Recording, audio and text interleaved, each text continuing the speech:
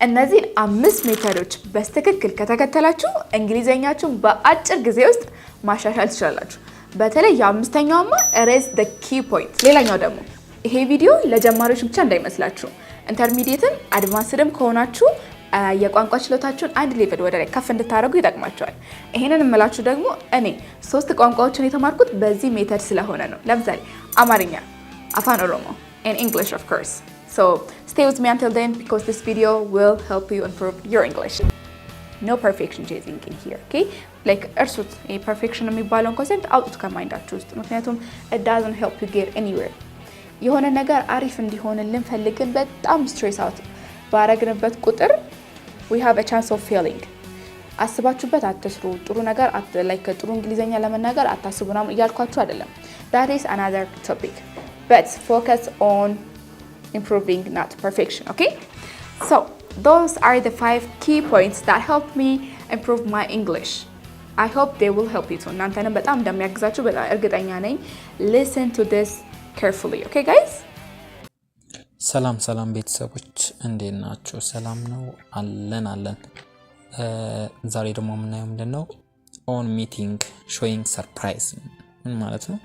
ከአንድ ሰው ስንገናኝ ወይም ከአንድ ሰው ጋር ስንገናኝ በመገናኘታችን ከሱ ጋር በመገናኘታችን መደነቃችን ለመግለጽ የምንጠቀምባቸው ፍሬዞች ወይም ወርዶች አረፍተ ነገር ሊሆን ቃል ሊሆን ይችላል ወይም ሐረግ ሊሆን ይችላል። እነሱን እናያለን ማለት ነው። ስለዚህ ተከታተሉኝ።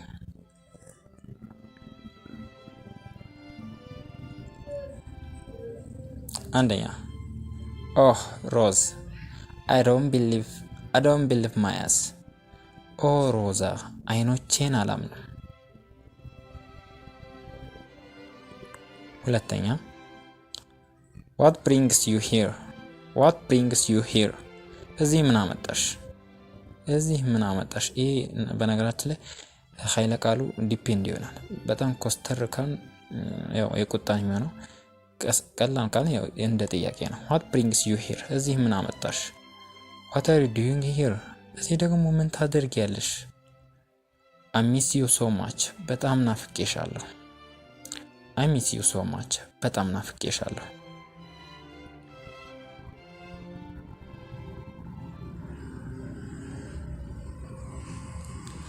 I missed you so much.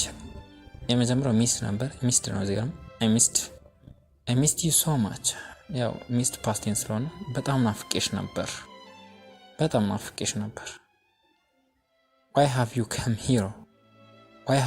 here? እዚህ ለምን መጣሽ? What a surprise. የሚገርም ነው። What a surprise to meet you here. አንቺን እዚህ ማግኘቴ የሚገርም ነው። What a surprise to meet you here. አንቺን እዚህ ማግኘቴ የሚገርም ነው።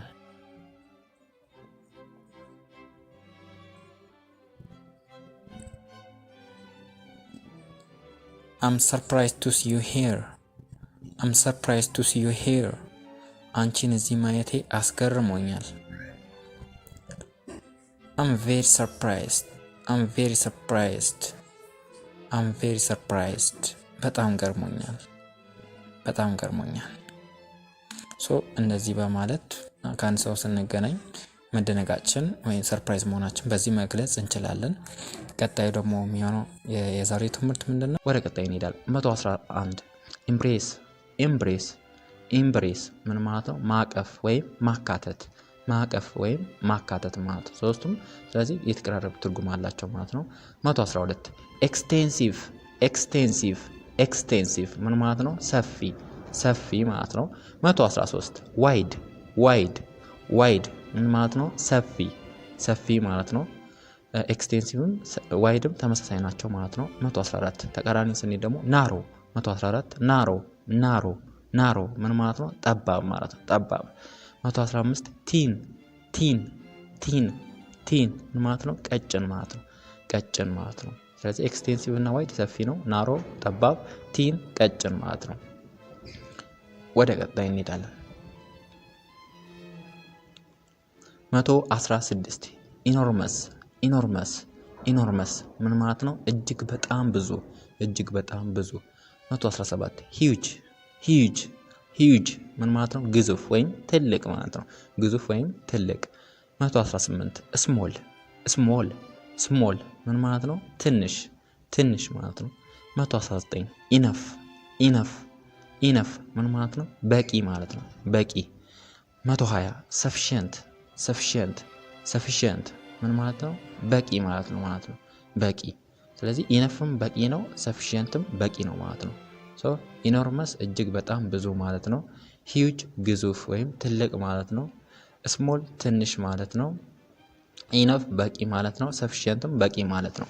ወደ ቀጣይ እንሄዳለን። 121 ፌር ምን ማለት ነው? በቂ ማለት ነው። የኛው ፌር ከተባለ በቂ ማለት ነው። 122 ኢንሰፊሽንት ምን ማለት ነው? በቂ ያልሆነ።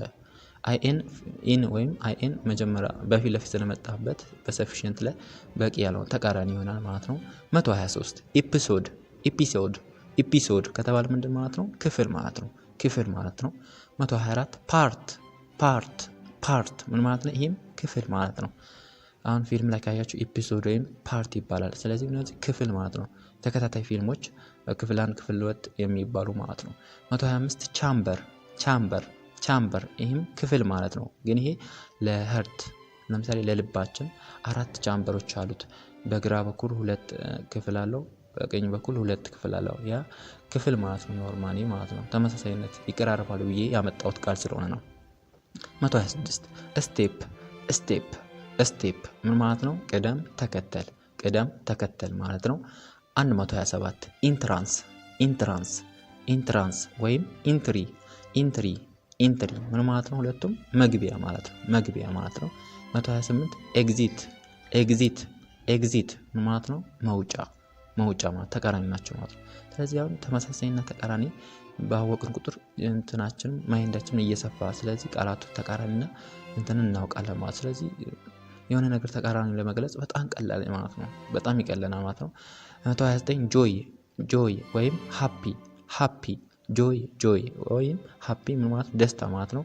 130 ደግሞ ተቃራኒ ማለት ነው። ሳድ ምን ማለት ነው? ሀዘን ማለት ነው። ሳድ ምን ማለት ነው? ሀዘን ማለት ነው። ጆይ ወይም ሃፒ ደስታ ማለት ነው። 131 ኢስቲሜት ምን ማለት ነው? ግምት ማለት ነው።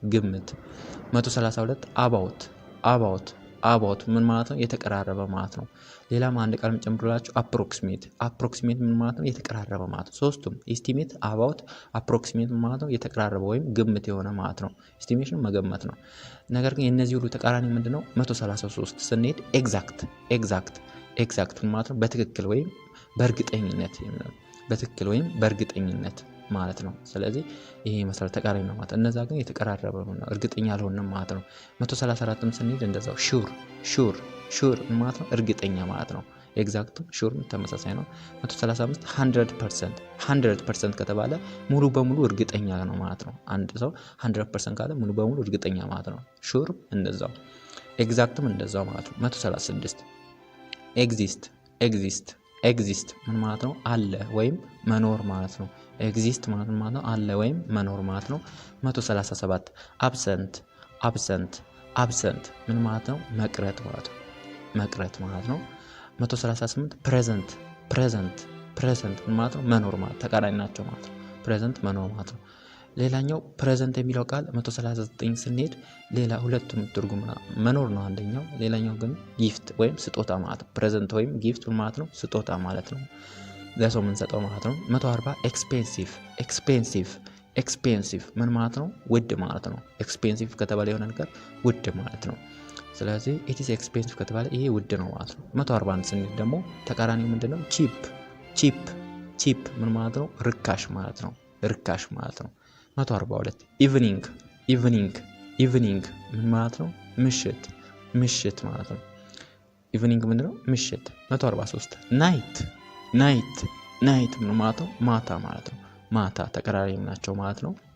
144 ስንሄድ ተቃራኒው ሞርኒንግ ምን ማለት ነው? ጠዋት ማለት ነው። ሞርኒንግ ጠዋት ማለት ነው።